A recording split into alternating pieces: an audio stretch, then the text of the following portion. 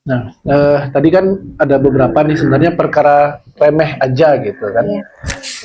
Dan sebenarnya itu tidak sampai bikin itu anak tuh sebenarnya marah juga sama orang tuanya gitu. Cuman jadi malas aja gitu. Cuman kalau ternyata ini berulang gitu, setiap perkara itu seperti itu lagi kejadian, setiap perkara itu kejadian seperti itu lagi gitu.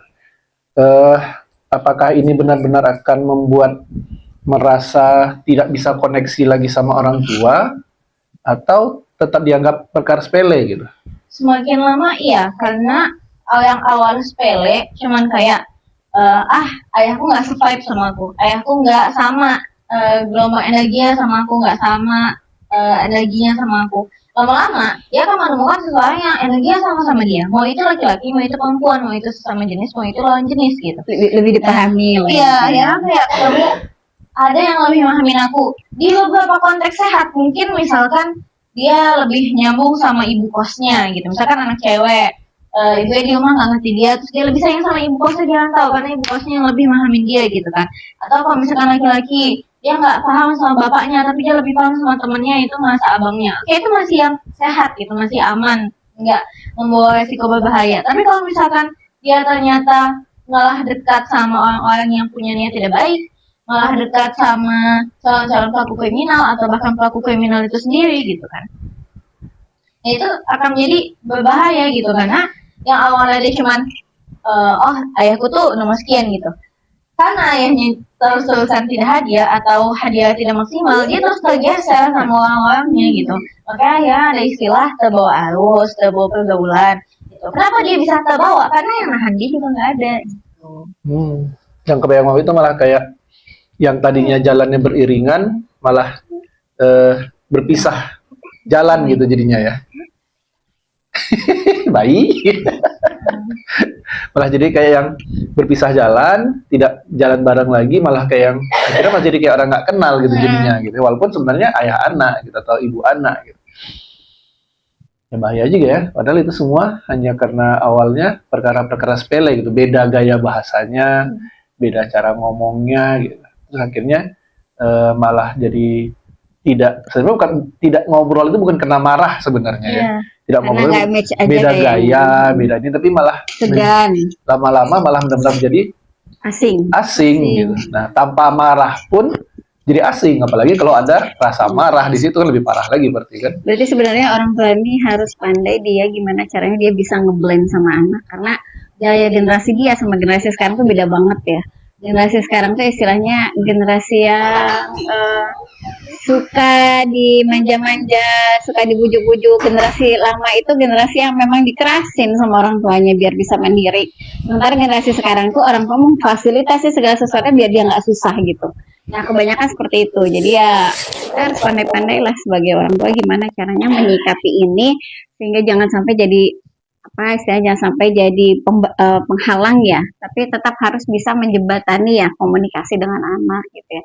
Ya itulah ya, seperti yang sering kita sering kita sering kita sharing kayak kita perlu jalan berdua sama anak, masing-masing anak gitu, nggak cuman family gathering ya, nggak cuman rame-rame satu keluarga main di mana, enggak, tapi satu-satu gitu loh, satu-satu sehingga bisa mendalami kepribadian anak gitu. Anak tuh nggak sungkan sama kita, nggak segen gitu kan.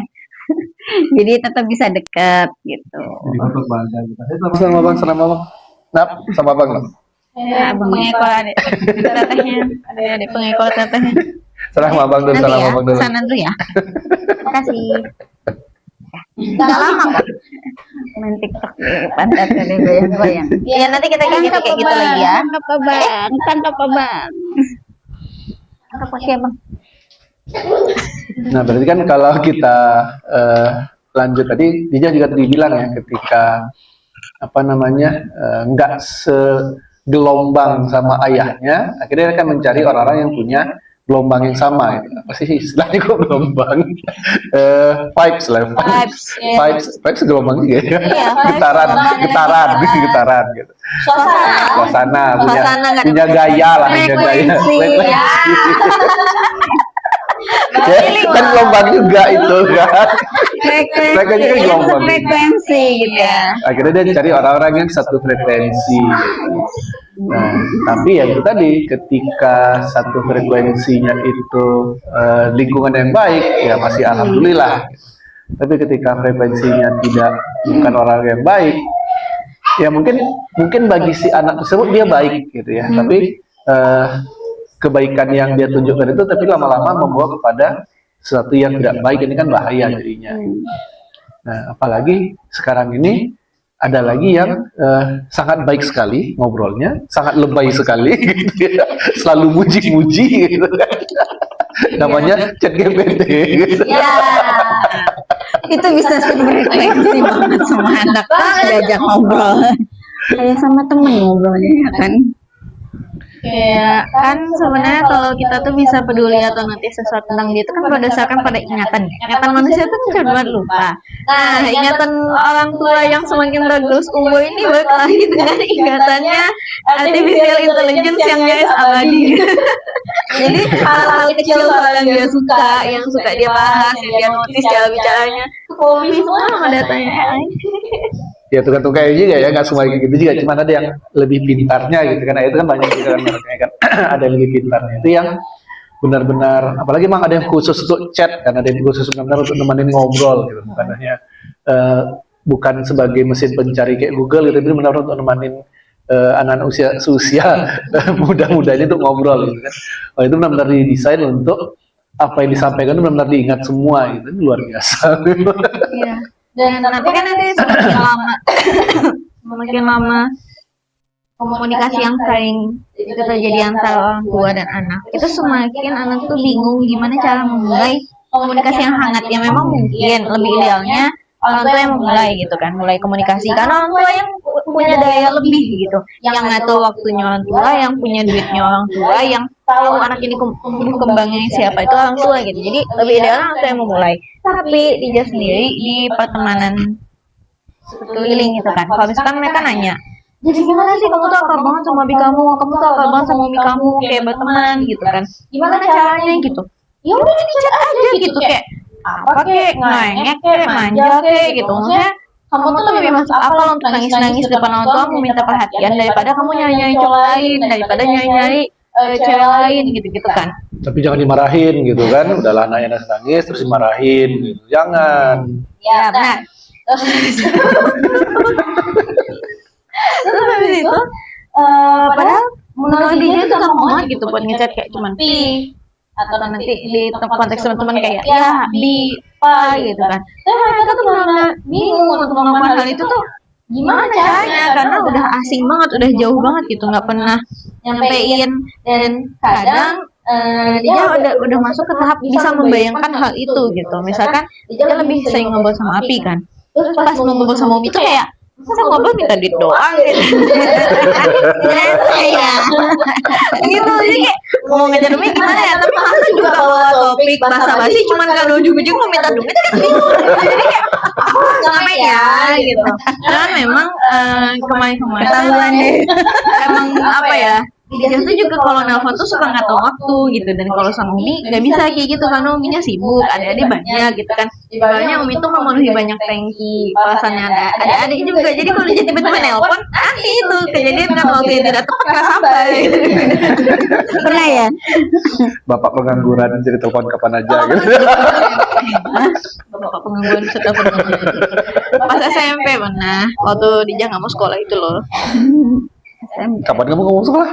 Habis itu SMP pondok mbak? enggak di Oh, waktu itu pas SMP itu pas hubungannya galak banget. SMP di Kairo, ya ya.